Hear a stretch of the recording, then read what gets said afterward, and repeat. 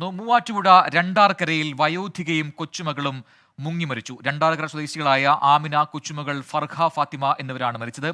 പുഴയിൽ തുണി കഴുകുന്നതിനും കുളിക്കുന്നതിനും പോയപ്പോഴായിരുന്നു അപകടം ഉണ്ടായത്. കൂടുതൽ വിവരങ്ങളുമായി വിനീത വി.ജി കൊച്ചിയിൽ നിന്നും ചേരുന്നു. വിനീത, എപ്പോഴായിരുന്നു ഈ അപകടം ഉണ്ടായത്? സംഭവിച്ചത് എന്താണ്?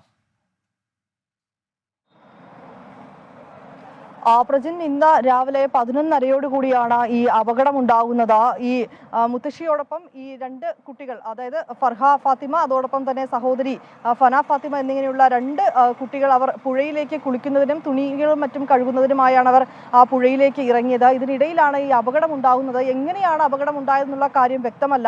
ഈ സമീപവാസികളാണ് ഇവർ ഇങ്ങനെ മുങ്ങിത്താഴുന്നത് കണ്ടത്. തുടർന്ന് രണ്ടുപേരെ, ഈ വയോധികയായ ആമിന, 60 വയസ്സാണുള്ളത്, ആമിനയും ഒപ്പം തന്നെ ഫർഹ ഫാത്തിമയെയും അവർ അവിടെ നിന്ന് രക്ഷപ്പെടുത്തി ആശുപത്രിയിലേക്ക് എത്തിച്ചു. ഒപ്പം തന്നെ ഈ ഫന ഫാത്തിമ, ആ കുട്ടിയും ഇപ്പോൾ ആശുപത്രിയിലാണുള്ളത്. 3 പേരും ഈ വെള്ളത്തിൽ മുങ്ങുകയായിരുന്നു. 2 പേരെ പ്രദേശവാസികളൊക്കെ ചേർന്ന് രക്ഷപ്പെടുത്തിയെങ്കിലും ഈ വീട്ടുകാർ ഒരാൾ കൂടി ഉണ്ടെന്ന് അറിയിച്ചതിനെ തുടർന്നാണ് പിന്നീട് ഫയർഫോഴ്സും മറ്റ് ആളുകളൊക്കെ അവിടെ എത്തി മറ്റ് ഒരു കുട്ടിയെ കൂടി രക്ഷപ്പെടുത്തിയത്. ഇത് എങ്ങനെയാണ് ഈ അപകടം ഉണ്ടായത് ഉൾപ്പെടെയുള്ള കാര്യങ്ങൾ ഇനിയും വ്യക്തമല്ല.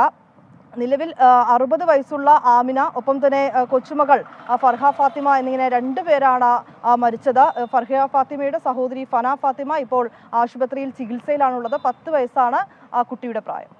ശരി, വിനീത വി.ജി ആണ് വിവരങ്ങൾ നൽകിയത്.